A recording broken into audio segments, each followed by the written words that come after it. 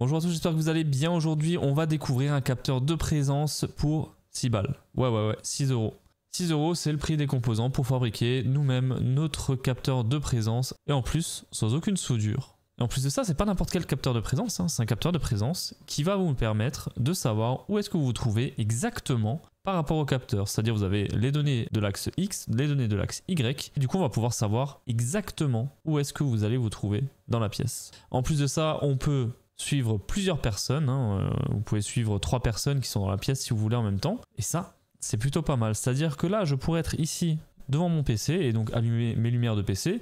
Et il peut y avoir une autre personne qui peut être sur le canapé en train de regarder la télé et du coup, ça peut allumer les lumières de la télé. Et tout ça avec un seul capteur. Bref, c'est un truc vraiment génial, vous allez voir. Et en plus, c'est hyper simple à faire, hyper rapide. On attaque tout de suite après l'intro.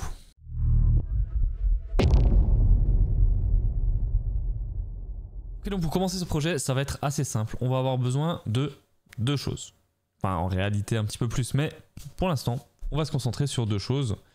Parce que les autres choses, vous les avez dans tous les cas. Alors bien sûr, pour l'avoir à 6 balles, eh bien, il va falloir aller se fournir directement dans notre pays favori pour l'électronique, c'est-à-dire la Chine et donc plus précisément AliExpress. Donc on va commencer avec ici un ESP32 C3 à 99 centimes. Alors oui, ça c'est quand vous êtes nouveau client. Si vous n'êtes pas nouveau client, eh bien vous aurez 1,43 € en plus. Mais ça reste quand même pas cher, hein. Ça reste quand même pas cher. Et si vous en prenez plusieurs, hein, si on en prend 10 par exemple, voilà, avec une remise de 4 €, voilà. Donc là en plus, on va prendre un modèle qui est déjà soudé. Ça évitera vraiment de se casser la tête tout simplement, hein. Surtout que ça coûte 20 centimes de plus. On va pas s'en priver. Et ensuite, on a également ici le capteur. Alors faites bien attention au modèle. Donc là, c'est le capteur, le LD2450, donc qui va détecter la distance par rapport au capteur. Donc ça, vous verrez un petit peu plus tard. Donc attention au modèle en fait. Alors on le voit pas très bien sur AliExpress. Alors on le voit un peu mieux ici sur Amazon. On a une meilleure photo. En fait, ce modèle-là, il y a plusieurs modèles qui existent. Et là, ce modèle-là, il a ici une prise directement. Et donc on va brancher la prise ici directement et on va pouvoir mettre directement les pins sur notre USB. Il existe d'autres modèles qui ont juste ceci et donc là il va falloir des jumpers etc, mais franchement ce modèle là c'est beaucoup plus simple et donc ça c'est à 5,19 €. Donc voilà, on a un petit peu plus de 6 balles, hein. J'ai un petit peu menti, j'avoue, on est un petit peu à plus. En plus il y a la livraison en plus. Bon, on va dire 10 balles, voilà, on en a pour 10 balles. Mais en tout cas, quand on regarde un capteur similaire, ça va être l'Akara, c'est beaucoup plus cher, hein, franchement. En plus de ça, moi je vais utiliser des petites boîtes comme ça de développement toutes basiques. Je vais coller ça à l'intérieur parce que l'avantage de ces capteurs-là aussi, c'est que ça voit à travers le plastique. Et oui, ça traverse le plastique et donc on peut le cacher entièrement. Ce qui veut dire que moi je vais avoir un boîtier, je vais mettre mon capteur à l'intérieur, que je vais mettre par exemple ici ou même ici. Je vais poser ça au-dessus de mon meuble télé là en haut. On va essayer de le tourner dans mon sens. Voilà, on va essayer de le poser au-dessus du meuble télé là. Du coup, on va quasiment pas le voir. Il va être assez discret. Et tous les câbles, je vais les faire passer derrière, là derrière, tac tac tac tac tac. Et on descend en bas. Donc ça, c'est le gros avantage. Et ces petites boîtes là, ça coûte pas non plus très cher. Je les avais achetées, je crois, sur Amazon, une dizaine d'euros. Et j'en ai eu 6 pour ce prix là. Bien sûr, vous les trouverez beaucoup moins cher sur AliExpress, hein, comme toujours. On va faire ça avec ESP Home pour faire le plus simple possible, surtout qu'avec toutes les dernières mises à jour, eh bien, ça va être hyper simple d'utiliser ESP Home. Et je vais vous montrer ça tout de suite. Alors tout d'abord, ce qu'il va falloir faire, ça va être d'installer ESP Home, du moins ESP Home Builder. Donc c'est un module complémentaire. Donc on va dans Paramètres, module complémentaire, boutique des modules complémentaires. Et ici, on va chercher ESP. Donc ça s'appelle ESP Home Device Builder. Donc on va prendre celui-ci, on va pas prendre la version bêta ni la version dev, on prend celui-ci et on l'installe. Moi c'est déjà installé, donc une fois que c'est installé, on va ouvrir l'interface utilisateur web. Et ici, bon là comme vous voyez, j'en ai déjà fait 2, c'était pour les tester, hein. Mais là du coup on va en faire un nouveau. Donc là ce qu'on va faire, c'est qu'on va commencer par brancher le petit ESP. On le branche en USB à notre PC, on est en train d'utiliser Home Assistant là. Donc là je viens de le brancher à mon PC. Et donc par contre, s'il fait que se connecter et se déconnecter, il faut appuyer sur le bouton boot, rester appuyé et appuyer un coup sur reset. En fait, quand il fait ça en fait quand il n'y a pas de firmware dessus, quand vous avez encore rien téléchargé dessus, il va redémarrer en boucle. Et donc ça c'est pas pratique du coup pour mettre un truc dessus. Donc une fois que c'est branché, que il est bien connecté, qu'il arrête de se déconnecter, reconnecter, qu'il est bien en mode boot, on va cliquer sur New Device Setup. Ici on va mettre le nom, donc là on va mettre présence, je vais mettre salle à manger, Ça va être celui de ma salle à manger. Et on va faire next. Ensuite, on va faire connect. Et là, il va vous demander de choisir un port. Si vous ne savez pas lequel c'est, eh ben, tout simplement, hein, vous regardez, vous débranchez et vous regardez lequel disparaît. Tout simplement. Ensuite, vous le rebranchez, il va réapparaître. Donc, on choisit celui qui vient d'apparaître. On fait connexion.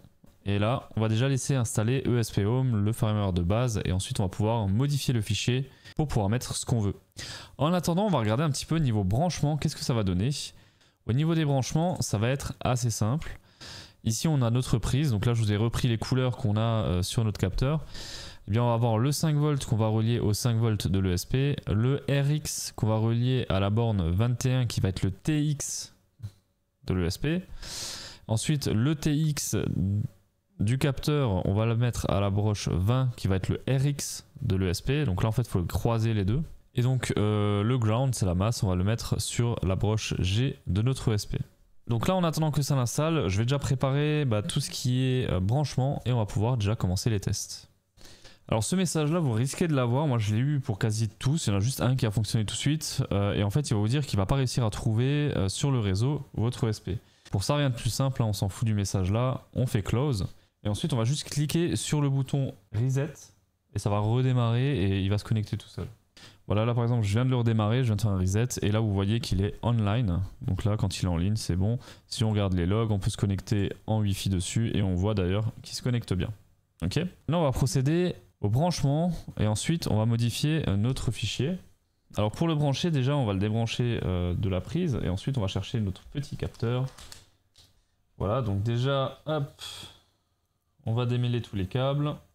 L'antenne pour l'instant, on va pas la mettre, on va la mettre ensuite. On va brancher la prise, donc bien la pousser voilà, jusqu'au bout, hein, parce qu'elle a un peu de mal à rentrer, donc bien la pousser jusqu'au bout. Et ensuite, on va brancher par rapport à notre schéma de câblage. Donc on avait dit le noir sur le 5 volts, ensuite le jaune sur le ground, ensuite le rouge sur la borne 21, et le blanc sur la borne 20. Voilà, là il est branché, il ne reste plus qu'à l'alimenter. Donc il ne reste plus qu'à le brancher à nouveau. On va modifier le fichier de configuration. Je vous mets dans la description un lien vers mon blog, vers l'article de blog où vous retrouvez justement tout le point YAML, là, toute la configuration. Je vous montre justement ce qu'il faut modifier. Donc déjà on va commencer ici à faire ça. Hop, moi ce que je vais faire c'est que je vais ouvrir dans l'éditeur de texte. Donc à gauche, non on va plutôt mettre inversé. Hop, je vais mettre à droite mon exemple de configuration, donc ce que je vous mets sur le blog, et à gauche on va mettre ce qu'on a ici. Donc là on va prendre le bon, donc ça va être présence salle à manger, on fait edit, on copie tout ça, on retourne dans notre éditeur de texte, on va le coller à gauche, et voilà. Et là en fait tout ce qu'il faut faire c'est ça, vous l'avez copié et vous allez prendre exactement au même endroit ici, captatif portal, on va sélectionner et on va modifier ça. Et ensuite on va prendre cette partie là et on va la mettre dans notre configuration. Donc en fait c'est juste pour garder tout ce qui a été mis de base ici avec la clé d'encryption etc. pour rien modifier au final. Ensuite tout ce qui est après, je peux vous expliquer rapidement. Si ça vous intéresse pas, appuyez sur la flèche de votre clavier, tapotez sur l'écran, ça ira un petit peu plus vite. Ici, je vais vous expliquer rapidement qu'est-ce qu'on a. Alors, on va avoir ici l'UART. Donc ça, c'est pour justement lire les données de notre capteur. C'est ici qu'on va se préciser nos différents pins. Donc le TX pin et le RX pin. Donc on a dit le GPIO 21 et le GPIO 20. Quand on regarde ici, TX pin c'est le 21. Et il faut bien faire attention parce que ici le TX on l'a mis sur le 20. En fait il faut bien comprendre que le TX doit aller sur le RX de l'ESP et le RX du capteur doit aller sur le TX de l'ESP. C'est très important sinon ça ne fonctionnera pas. Donc ne vous basez pas aux broches qu'il y a sur le capteur, basez-vous sur ce que je vous dis. Voilà. Ensuite au niveau de la baud rate on est à 256 000 et ici le stop bit il faut préciser que c'est 1. Ensuite on va déclarer le capteur, donc c'est un LD2450 et donc on va mettre son ID et l'UART ID qui se retrouve ici. Ici moi j'ajoute, donc ça vous l'aurez pas, mais dans le mien en fait j'ai aussi un BLE tracker parce que ces ESP là sont équipés d'une puce Bluetooth Low Energy et donc du coup j'active aussi un tracker. Pour l'instant j'ai pas réussi à le faire fonctionner, c'est pour ça que je vous le mets pas dans l'exemple sur mon blog, mais si jamais j'arrive à le faire fonctionner, je le mettrai avec un peu plus de détails sur le blog, mais pour l'instant j'arrive pas, en tout cas avec l'iPhone j'arrive pas à le faire fonctionner. Ensuite ici on va voir tous les capteurs, donc là ça va être la plateforme LD2450, donc c'est celle qu'on a déclarée ici. Et du coup on va avoir plusieurs choses. On va avoir le nombre de cibles présentes, immobiles ou en mouvement. On va avoir la cible 1, les coordonnées X, la cible 1, coordonnées Y, la vitesse de déplacement, l'angle, la distance, la précision. Et pareil pour le 2, pareil pour la cible 3, etc. Ensuite, on va avoir un compteur de nombre total de cibles dans la zone 1, dans la zone 2, dans la zone 3. Alors les zones, je ne vais pas le couvrir dans cette vidéo, mais en tout cas, sachez que vous pouvez mettre l'antenne Bluetooth, donc c'est celle-ci. Vous pouvez mettre l'antenne Bluetooth sur le capteur et du coup, vous pouvez utiliser l'application HLK Radar Tool. C'est une application qui est disponible sur iOS et normalement aussi sur Android. Et du coup, vous allez pouvoir créer des zones à l'intérieur, et mettre une zone par exemple salon, cuisine, etc. Donc vous verrez, c'est super simple. Il suffit de démarrer l'application, ça va rechercher automatiquement le capteur, vous vous connectez dessus, vous dessinez les zones, c'est hyper simple. Et ensuite, ça remonte en fait dans votre Home Assistant. Donc voilà pour les zones. Après, on va avoir, donc ça pareil, c'est mon BLE, c'est pour l'iPhone, mais ça fonctionne pas.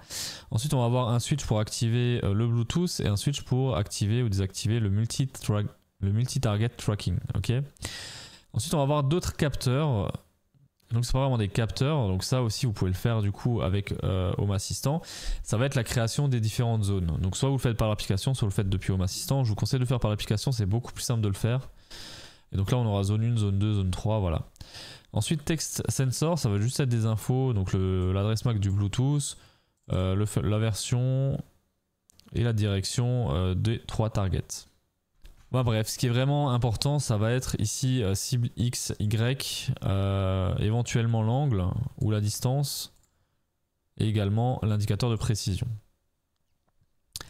Bon voilà, les explications sont terminées. Ici, on n'a plus qu'à faire Save, Install, et on va le faire soit directement en USB, soit par le Wi-Fi.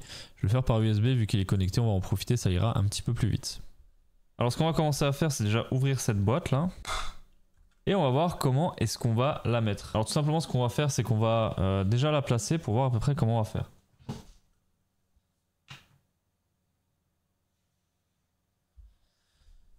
Voilà, c'est ce qu'on va faire du coup. On va la placer là en haut. Donc on va essayer de placer à l'intérieur notre capteur là. Voilà, donc ce qu'on va faire, c'est qu'on va le mettre comme ça. On va le caler comme ça. Et on va mettre également l'ESP avec dedans. Voilà, comme ça on aura vraiment tout. Ça va être calé comme ça. Il y aura la lime qui va venir de ce côté-là, par derrière. Voilà. On va faire comme ça. La lime qui va venir de ce côté-là, qui va venir par ici, qui va rentrer là-dedans. Donc c'est le seul câble qu'on va devoir passer. C'est-à-dire juste le câble d'alimentation, donc mon câble USB-C. Donc là il va falloir faire un petit trou et on va tout de suite voir de quel diamètre. Allez, on va sortir la mallette d'outils. Parce que là, on va falloir y aller. Alors je vais déjà prendre un diamètre 8. Alors on va prendre le câble USB et on va voir est-ce que le diamètre 8 suffirait. Ça va être juste, mais je vais l'élargir un petit peu au pire des cas si c'est pas assez. On va pouvoir l'élargir. Et au pire des cas, je pourrais toujours repercer derrière avec du 10.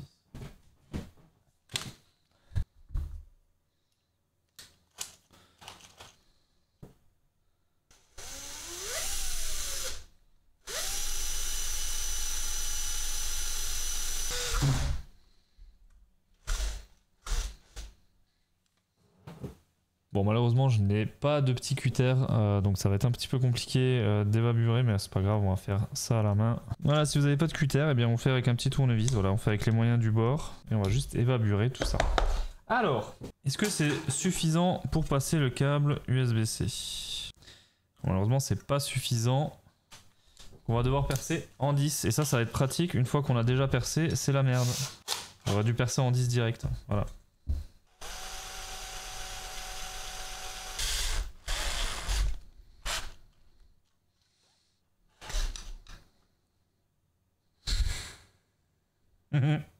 Et voilà, maintenant ça rentre parfaitement à l'intérieur. Donc bien sûr ici on va combler le trou avec de la colle.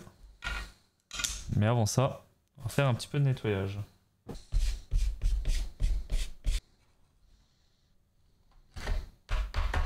Ok, c'est parti. Maintenant qu'on a notre trou, on va pouvoir coller ce qu'il nous faut à l'intérieur. Donc déjà on va coller cette partie là. Donc pour ça on va utiliser notre pistolet à colle tout simplement. Oui, mon bureau devient un atelier, hein, effectivement. On va attendre que ça chauffe. En plus, j'ai plus de colle, donc c'est génial. C'est mon dernier tube et va falloir que je le pousse un petit peu à la main pour que ça passe. Voilà ce que je fais quand j'attends que les choses se passent ou que les appareils chauffent. Voilà. Voilà. Sinon, en attendant que ça chauffe, vous pouvez peut-être mettre un petit pouce bleu à cette vidéo si vous aimez bien et puis pourquoi pas vous abonner. Ça me ferait assez plaisir. Bon allez, grâce à la magie de montage, ça va passer vite vert. Bon allez, j'en ai marre d'attendre, il est assez chaud, j'arrive à le sortir un petit peu, donc c'est parti, on va le brancher en direct. Parce que là, j'en ai marre d'attendre.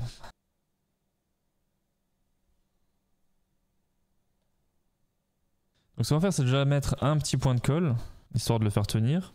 Ensuite, on va passer le câble à l'intérieur et on va venir brancher notre petit ESP. Le ESP, on va aussi venir le bloquer. Donc pour ça, je vais juste tout simplement coller les câbles.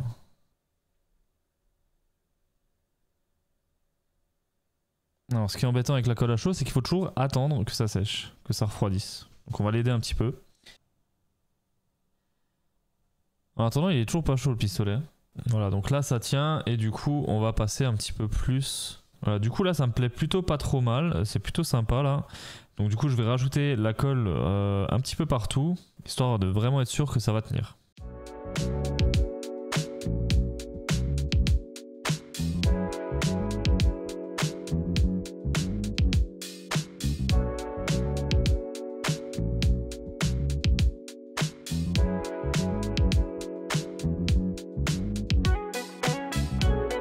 Voilà, avec ça on est plutôt pas trop mal. Là c'est plutôt bien fixé. On va fermer le couvercle, on va le brancher et on va essayer.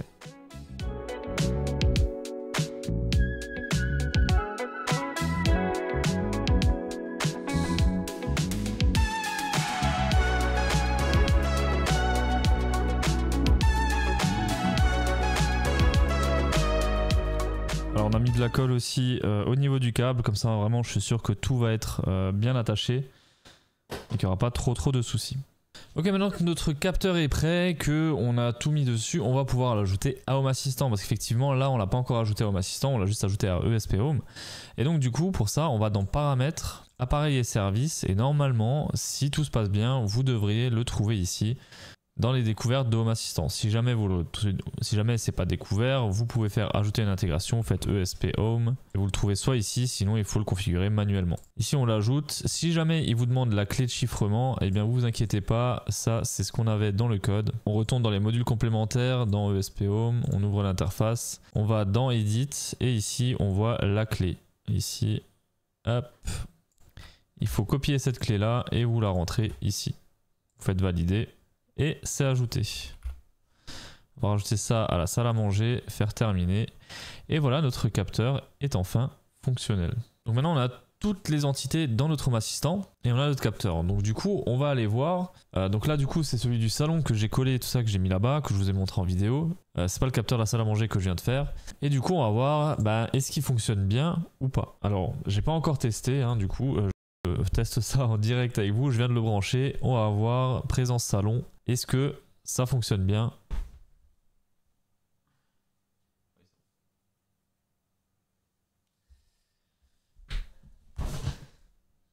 Alors il fonctionne bien, par contre dès que je m'assois, il ne fonctionne plus. Si je me relève... Ouais, donc il me capte bien. Alors il y a quand même un petit... J'ai essayé de l'avancer un petit peu plus. Là c'est bon, là il me capte bien en fait. Donc faut quand même le faire dépasser un petit peu pour qu'il te capte bien. Et là... Mais bon, ici, il a toujours eu un peu de mal à m'avoir. Je pense que c'est à cause de tous les écrans ou alors le fauteuil, je sais pas. Mais ici, peu importe où je le mets, il n'arrive pas à me capter correctement. Donc je vais aller faire un peu le tour, on va aller voir.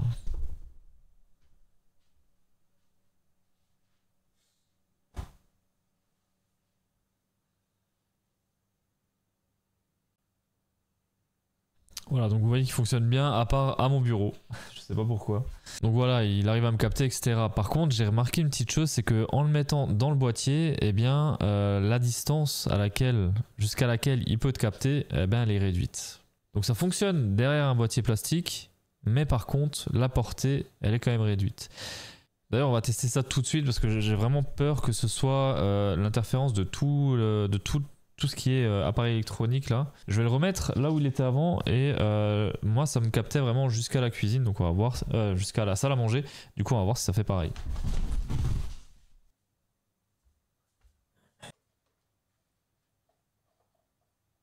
Du coup je l'ai mis là derrière et puis on va voir ce que ça va nous faire. À savoir que avant, quand il n'était pas dans le boîtier, j'arrivais jusqu'à là 4000 mm. Je suis jamais allé au-delà. Donc déjà là, il me capte, donc il n'y a pas trop de soucis. Et je pense vraiment que c'est tous les ordis qui font interférence dans tout ce bazar. On va voir jusqu'à où ça capte.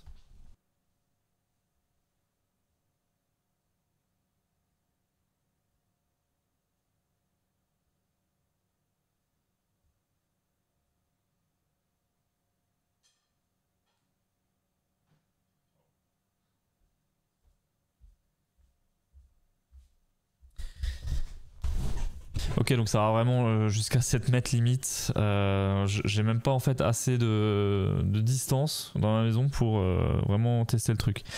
Bon, du coup, ça réduit pas. C'est vraiment, je pense, tout ce qui est électronique, l'écran. Les écrans, j'ai l'impression que ça cause beaucoup de problèmes. Tout ce qui est écran, ici j'ai un écran en fait si vous voulez sur le côté là et du coup il donne directement sur le truc et à mon avis ça va faire un peu du bazar. Alors bref, là je le vois depuis tout à l'heure, il fonctionne plutôt bien. Donc vraiment le boîtier ça change rien. Honnêtement le boîtier ça change rien. Ok, donc du coup il me capte plutôt bien et il me repère plutôt bien. Donc du coup ce que je vous ai dit aussi c'est que on va pouvoir avoir la position, c'est-à-dire X, Y. Donc on va retourner sur les ESP. On va retourner dans le salon et du coup on a ici un cible X et un cible Y. Donc c'est la position par rapport à ça là-bas. Donc sur l'axe Y je suis à 4 mètres et par rapport à son X je suis à 2 cm en gros. C'est-à-dire que si je vais aller par là-bas,